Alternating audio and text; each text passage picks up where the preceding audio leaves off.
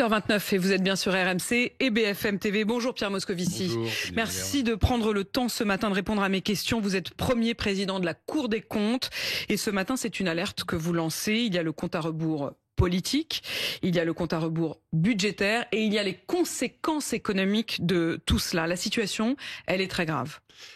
La situation de la France est une situation plus que compliquée. Enfin, nous vivons une crise politique et démocratique sans précédent. Enfin, moi, je suis né juste avant la Ve République. On n'a pas connu ça sous la Ve République. Une grande instabilité gouvernementale, des institutions qui sont vraiment attaquées, une éruptivité sociale qui est incontestable, des comptes publics qui sont vraiment en désordre, et puis une extrême droite, je ne porte pas de jugement, mais qui est plus haute que jamais. Et tout ça donne un certain climat. Et ajouter à ça, effectivement, du coup, l'incertitude économique, puisque les agents ont tendance à être dans l'attentisme. Cette crise, elle est assez globale, elle doit être affrontée globalement, et il faut maintenant en sortir, et en sortir, à mon sens, par la politique. La politique, c'est toujours, en France, c'est qui donne le sens. Nous sommes une nation politique, et dans une nation politique, il faut des solutions politiques. Donc reprendre le contrôle de la gouvernance du pays. Je ne parle pas de son gouvernement. Reprendre la gouvernance, ça passe aussi par la question budgétaire. Vous êtes, on le dit souvent, le gendarme des comptes publics, celui qui vérifie non seulement la viabilité, mais aussi la fiabilité, la rigueur, l'honnêteté aussi des comptes de l'État. Il y a ce compte à rebours. D'ici ce soir, nous devrions avoir un Premier ministre. Et puis il y a un autre compte à rebours, lui, qui est celui du budget. Aurons-nous un budget d'ici le 31 décembre, ce qu'il faut pour que la France puisse continuer à dépenser ses sous, à payer ses fonctionnaires, à faire tourner les collectivités, la santé, les services publics? Pour cela, il faut que ce budget soit présenté, ce projet de budget soit présenté avant lundi. Il n'est plus temps de le changer. Alors, peut-être, si vous me donnez le temps de faire un tout petit peu de pédagogie. Prenez le temps. Adopter un projet de loi de finances d'ici le 31 décembre suppose que le Parlement, et nous sommes dans un moment plus parlementaire que jamais, que le Parlement puisse en débattre pendant 70 jours. Ça, c'est le compte à rebours. Pour que le Parlement puisse en débattre pendant 70 jours ouvrés, ça veut dire que le budget doit être devant les assemblées le 13 octobre. Le 13 octobre, c'est lundi. Pour qu'il puisse être déposé devant les assemblées, il faut qu'il y ait eu un conseil des ministres et il faut qu'il y ait un Premier ministre qui soit régulièrement nommé, pas un Premier ministre démissionnaire, mais un Premier régulièrement nommé, ça veut dire pas dans démissionnaire, les formes. Pas démissionnaire. Donc, il y aura ce soir un Premier ministre. Il faut qu'il y ait, en bonne logique, lundi, un conseil des ministres, que le budget soit ensuite adressé au Parlement. Il a déjà été examiné par une instance que je préside, qui s'appelle le Haut Conseil des finances publiques, qui donne des avis sur le projet de loi de finances. Donc, forcément, j'insiste parce que ça c'est technique, mais c'est très essentiel. Important. On est vraiment au cœur du sablier, j'allais dire. C'est du projet qui a été déposé devant le Haut Conseil des finances publiques, examiné dans les délais prévus d'une semaine. Donc il nous a été envoyé le 2 octobre, nous avons rendu notre avis, envoyé notre avis hier soir. Il faut que ce soit de ce projet de budget dont on parte. C'est ce projet de budget qui peut et doit être examiné par le Conseil des ministres, parce que si ça n'était pas le cas, j'insiste, peut-être c'est formel, si ce n'est pas le cas, nous n'aurions pas été réputés avoir donné notre avis. Or, c'est un élément de la constitutionnalité d'un budget. Ça veut dire que le budget ne serait pas constitutionnel s'il ne suivait pas ce chemin-là. Ce n'est pas moi qui apprécie la constitutionnalité, c'est le Conseil constitutionnel. Néanmoins, mon interprétation, c'est que l'avis du Haut Conseil, c'est pas quelque chose de superflu, c'est que c'est un élément d'élaboration du processus de loi de finances et que s'il manque, ça pose des problèmes. Si c'est une histoire de 2 ou 3 jours, ça passera. Non, Barnier, le 13 octobre, c'est la fin de ce sablier-là. Alors, une fois qu'on a dit ça, ça veut dire qu'il y aura un premier ce soir, qu'il y aura, je pense, ce projet de budget qui sera adopté par le Conseil des ministres. Ensuite, alors, pour le coup, le Parlement sera très libre de le faire et de le défaire. D'ailleurs, dans l'avis du Haut Conseil des finances publiques que je ne veux pas dévoiler, nous soulignons tout de même que, bon, il y a des forces et des faiblesses dans ce projet de budget, mais surtout que sa mise en œuvre sera forcément assez différente de ce qui sera adopté par le Conseil des ministres. C'est très très intéressant ce que vous venez de dire, Pierre Moscovici. C'est surtout très vrai. Vous avez eu donc entre les mains ce projet de budget. Et vous nous dites c'est celui-là même qui doit forcément être déposé d'ici lundi. C'est mon interprétation. Ça veut donc dire, Pierre Moscovici, qu'au fond, quel que soit le Premier ministre qui sera nommé d'ici ce soir, qu'il soit de droite, qu'il soit de gauche, qu'il s'agisse finalement de Sébastien Lecornu, de Sébastien Lecornu, qui que ce soit, le budget, d'ici lundi, il ne changera pas. Ce sera le même. Attendez, si on veut que le Parlement puisse avoir 70 jours pour délibérer d'un budget adopté dans les formes, il faut en effet partir de ce projet. D'ailleurs, soyons quand même assez logiques, nous sommes vendredi soir, c'est lundi. Qui peut imaginer qu'en 48 heures, on peut tout refaire? Oui, de toute Personne. façon, donc, le Premier ministre, qui qu'il soit, quelle que soit sa vivacité intellectuelle, n'aura pas en 48 heures la capacité d'inventer... Si on se dit qu'on veut élaborer un autre budget, nouveau budget. Si on se dit qu'on veut élaborer un autre budget, ça veut dire qu'on prend du temps, et donc en réalité, on fait pas comme ça. On ne dépose pas de projet de loi de finances, on dépose ce qu'on appelle la première partie, c'est-à-dire les recettes. C'est possible ça? Oui, c'est toujours possible, mais c'est pas bien, parce que du coup, c'est pas un budget délibéré, notamment sur la partie dépenses par le Parlement, et puis on dérape forcément sur l'année suivante, et donc on recommence le scénario qui a eu lieu avec Vous avez Michel donné Barnier, un François Bayrou. avis favorable ou défavorable? Vous verrez. Mais vous pouvez nous en donner quand même quelques éléments. Est-ce que ce budget, d'abord, est-ce qu'il respecte les 40 milliards? Non, attendez. Je veux dire une chose. Je pense que notre avis, il va non pas surprendre, mais il sera assez créatif. D'abord, nous allons nous prononcer sur 2025. Et je constate une chose sur 2025 heureuse, qui est que nos finances publiques ont commencé à se rétablir. C'est-à-dire que le déficit a baissé, je pense, de 5,8 à 5,4. C'est pas énorme, mais c'est un bon début. Ensuite, vous pensez ou vous avez les chiffres? On n'a pas les chiffres définitifs, mais disons qu'il nous semble que c'est crédible de le dire. On va finir l'année à 5,4. Je le crois. Bon, je le crois, et c'est plutôt bien, parce que après 2 années, 2023 et 2024, qui avaient des années de dégradation très forte, revenir un peu dans les clous, c'est pas mal. Alors ensuite, pour 2026, il y a la copie qui nous a été envoyée. Elle est sérieuse, mais il y a aussi le fait que nous savons déjà que nous n'en serons pas là. Je vais prendre un exemple. Ce qui nous a été envoyé dit un déficit à 4,7% du PIB. C'est très bien. Mais le Premier ministre démissionnaire, oui, Sébastien Lecornu, comme moi, il a parlé de 5%. Il a déjà parlé de 5%. Ça veut dire qu'en réalité, il a déjà dérapé. On sait que c'est pas une question de dérapage. On sait que ce qui nous a été envoyé ne sera pas exactement ce qui est voté. Alors, comme nous ne sommes pas des bisounours, comme nous avons un problème de crédibilité, ou plutôt une envie de crédibilité, nous n'allons pas dire bravo à quelque chose dont nous savons qu'il ne se déroulera pas exactement comme ça. C'est la raison pour laquelle, vous savez, on va être simple. Il faut qu'il y ait un budget lundi. Il faut partir de ce budget-là. Ensuite, le Parlement fera son œuvre. La tension est quand même extrême, parce qu'effectivement, vous le dites, il faut que ce soit avant lundi. Je voudrais quand même qu'on en reste à ces chiffres, puisque effectivement, le budget tel qu'il vous avait été proposé, tel qu'il avait été pensé, on allait vers un 4,7% de déficit.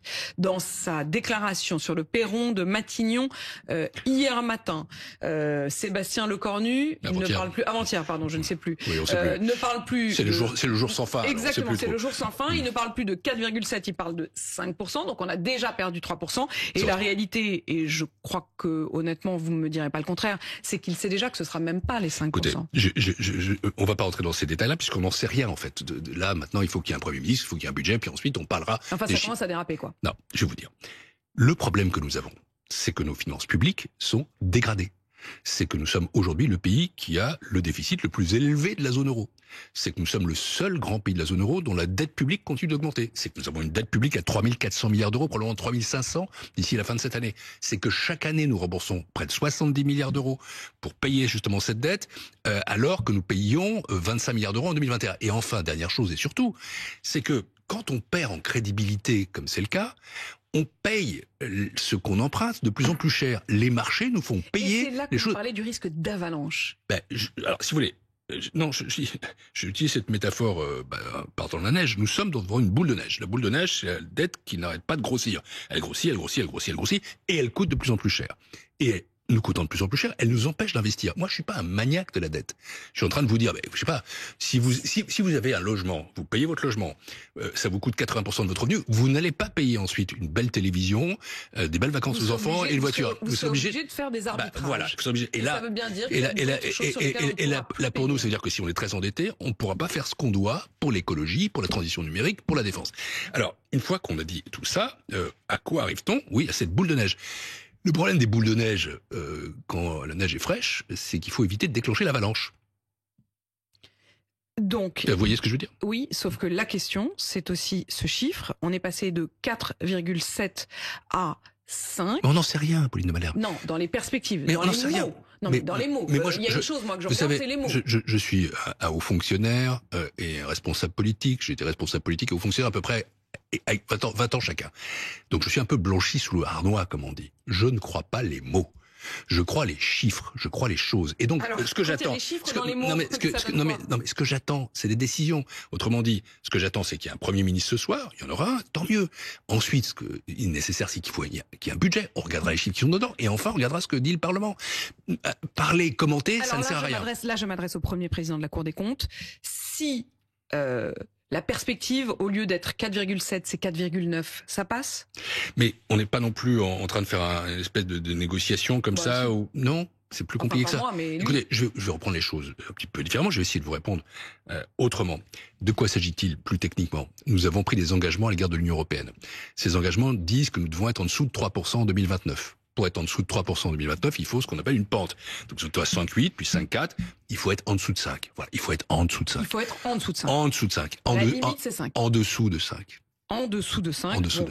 Vous le dites comme vous voulez, moi j'ai dit 4,9. 4,9 c'est en dessous de 5. Il me semble qu'en effet, donc, mon chiffre était bon. Clairement en dessous de 5. Clairement en dessous nettement de 5. en dessous de 5. Le plus nettement possible, évidemment. Voilà. Pierre Moscovici, ce que l'on mettra ensuite dans ce budget pour arriver à peu près à cela. Il y a évidemment la question des retraites. La suspension, l'abrogation, le gel de la réforme des retraites. C'est quasiment acquis désormais qu'elle sera au minimum appuyée sur pause. J'en sais rien. Si vous avez entendu une déclaration claire là-dessus, disons qu'en tout cas, ça fait partie de ce qui a été lâché comme lest, semble-t-il. Après, vous avez prononcé plusieurs mots. Suspension, abrogation, gel, c'est pas du tout la même chose. Exactement.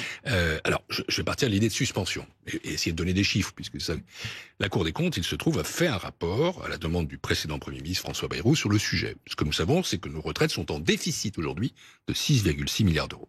Point 1. Ce que nous savons, c'est que la réforme, si elle s'applique, permettra de gagner 10 milliards d'euros tout en gardant ce déficit d'ici à 2030. Alors, ça veut dire quelques centaines de millions d'euros cette année, puis ensuite, ça s'accroît. Alors, suspendre pour combien de temps? Si on suspend pour 1 an, par exemple, ça coûte quelques centaines de millions d'euros. Si on suspend plus longtemps, ça coûte beaucoup plus cher. Si on abroge, ça coûte beaucoup, beaucoup plus cher.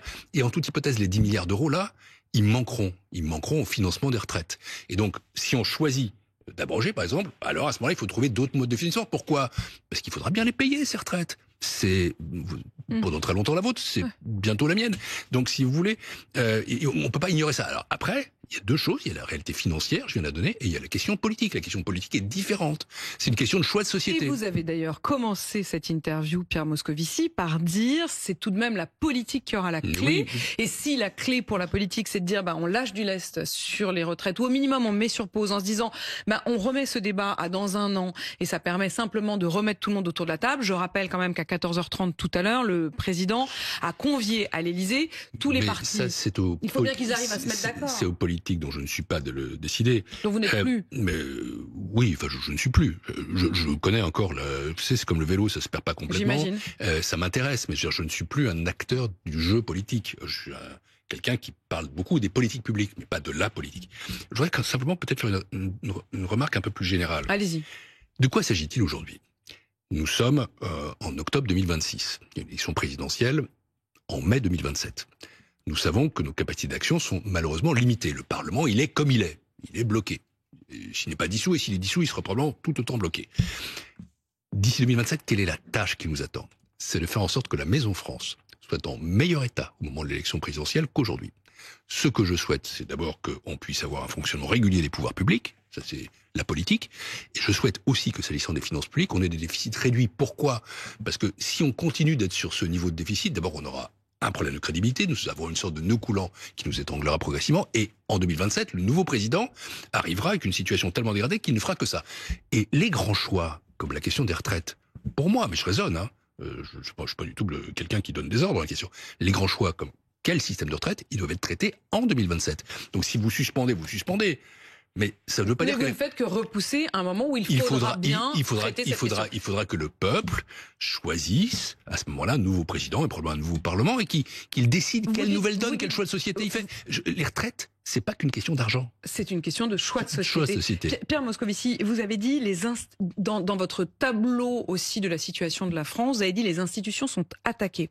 Est-ce que vous faites partie de ceux qui estiment, Éric Dupond-Moretti, qui était mon invité hier, disait c'est un scandale, il pointait du doigt l'attitude d'un Gabriel Attal ou d'un Édouard Philippe qui, pour lui, fragilisait considérablement les institutions en ayant fragilisé le président. Est-ce que vous faites partie de ceux-là, de ceux qui pensent qu'effectivement, il ne faut pas appeler à une élection anticipée? Je ne fais pas de politique, mais j'en ai beaucoup fait.